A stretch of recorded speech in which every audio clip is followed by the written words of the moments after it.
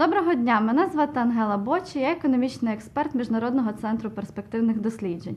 Сьогодні я вам розкажу про економічну частину європейської інтеграції, зокрема про ті переваги, які Україна отримає в контексті європейської інтеграції. У 2014 році Україна підписала угоду про асоціацію з Європейським Союзом. Економічна частина даної угоди є найбільш перспективною і найбільш важливою для економічного розвитку України в подальші 10-20 років.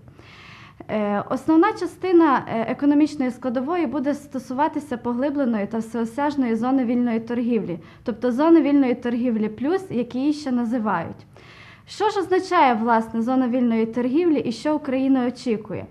По-перше, зона вільної торгівлі визначає понад 200 нормативно-правових актів, стандартів та директив Європейського Союзу, які Україна повинна імплементувати, тобто наблизити, для того, щоб бути повноцінним членом Європейського економічного співтовариства. Основні блоки якраз економічної інтеграції, вони вплинуть в подальшому на економічний розвиток.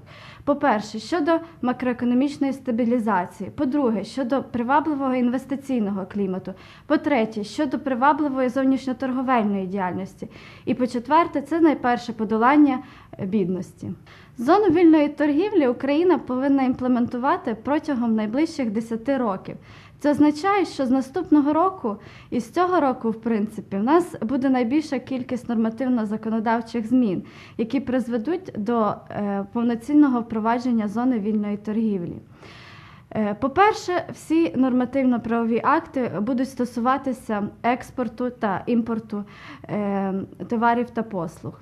Тобто зона вільної торгівлі – це зона, яка створює привабливі умови для зовнішньоекономічної діяльності, тобто зовнішньої торгівлі.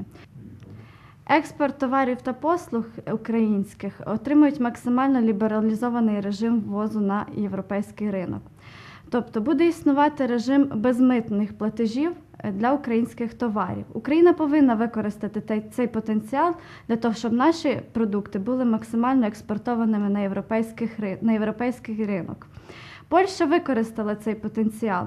Якщо аналізувати її шлях до Європейського Союзу, то під час імплементації такої самої угоди про асоціацію або договору про співдружність, як було в контексті Польщі, то вона покращила свій експортний потенціал більш ніж у 2,6 рази. Якщо Україна буде максимально оптимізовувати і наближати свої законодавчі акти до європейських, то економічна вигода буде для України максимальною. Наступним основним акцентом це є покращення, яке стосується малого та середнього підприємництва. Всім відомо, що в Україні основними гравцями є великі і крупні підприємства, філії транснаціональних корпорацій. Малий та середній бізнес, на жаль, в Україні не має такого розвитку, як країн Європейського Союзу. Тому ті законодавчі умови, які визначені угодою про асоціацію, створюють максимально сприятливий клімат інвестиційний для розвитку малого та середнього бізнесу. Отже, які переваги отримує малий та середній бізнес? По-перше, це спрощення митних процедур. Тобто вже не буде існувати багато тих законодавчих перепон, які стосуються митного перетину українських товарів. По-друге, це податкова реформа, яка буде стосуватися наближення податкового режиму України до Європейського Союзу. Третє, це скасування будь-яких перепон, бар'єрів для українських товарів, тобто дерегуляція. Малий та середній бізнес буде відчувати повноцінним гравцем на європейському ринку. Всі ті умови, які передбачені угодою про асоціацію, означають, що український товаровиробник малого та середнього бізнесу спокійно зможе експортувати свою продукцію та завоювати ринки на європейський ринок.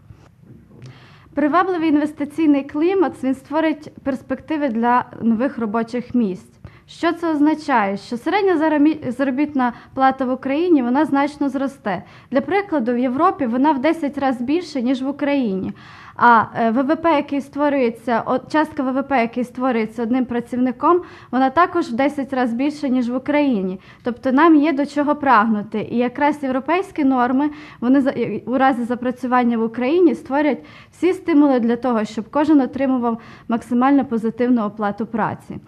Крім того, буде відбуватися інтенсифікація якраз робочої сили. Що це означає? Що нові стандарти запрацюють і на ринку праці. Що ще принесе нам європейська інтеграція? Це, звичайно, підвищення якості українських продукцій. Але наша продукція дуже відрізняється від європейської за стандартами. Тому нам всім разом з вами потрібно працювати для того, щоб наша продукція відповідала європейським вимогам. В Україні ще досі існують ГОСТи 1992 року, які дуже відрізняються від новітніх стандартів Європейського Союзу. Тому протягом наступних років наша діяльність повинна максимально бути направлена на те, щоб українська продукція відповідала якраз європейським стандартам. Для цього наші законотворці повинні будуть впроваджувати якраз законопроекти, які стосуються стандартів та сертифікатів. Підприємства повинні модернізувати своє виробництво і переходити на європейські вимоги. А в свою чергу експортери повинні максимально бути ознайомлені з тим, що чекає нас на європейському ринку. Європейська інтеграція принесе для України конкурентний ринок. Що це означає? Що український виробник буде максимально мати можливість конкурувати з європейським. Тобто наша продукція буде конкурентно спроможною у разі виконання всіх зобов'язань на європейському ринку. В свою чергу, європейський імпорт буде привабливим в нас на Україні. Конкуренції не потрібно боятися. В умовах глобалізації йдеться велика війна якраз за ринки збуту. І Україна отримала унікальний шанс, отримавши європейський ринок збуту. Тому нам потрібно використати цей шанс з максимальною вигодою для кожного з нас. Що ще чекає українське підприємство? До позитивного це теж те, що українські підприємства зможуть брати участь у тендерних процедурах на європейському ринку. Тобто кожен підприємець він зможе бути або підрядником, або субпідрядником для виконання послуг у Європейському Союзі. А ринок якраз суспільних вигод в Європейському Союзі він складає 1/3 всього ринку. Тобто в нас тут дуже великі перспективи. Щодо ринку фінансових послуг, то Україна теж отримає ряд вигод. По-перше, пересічний громадянин зможе відкрити свій банківський рахунок у Європейському Союзі, чого досі українці отримували тільки за певних умов. По-друге, ринок фінансового капіталу, який існує в Європейському Союзі, він буде доступний для кожного українця. Ми зможемо інвестувати в недержавні пенсійні фонди, бути активним учасником фондового ринку. І плюс всі наші підприємства і всі наші банківські та фінансові установи, вони повинні бути наближеними до європейських стандартів. В Україні не повинно бути настільки багато банківських установ, а банківські послуги, які надаються ними, повинні відповідати європейським стандартам. Хоч імплементація угоди займе близько 10 років, але нам діяти потрібно вже сьогодні. Вже з 2015 року Україна отримала унікальний шанс щодо експортних вигод для українських товарів. Тому нам потрібно діяти вже зараз. Не потрібно чекати на чиновників, які будуть імплементувати угоду протягом наступних 10 років. Вже зараз кожному підприємцю потрібно визначити, яким чином він буде виходити на європейський ринок, який унікальний продукт він буде пропонувати, і які вигоди він зможе отримати в найближчому періоді.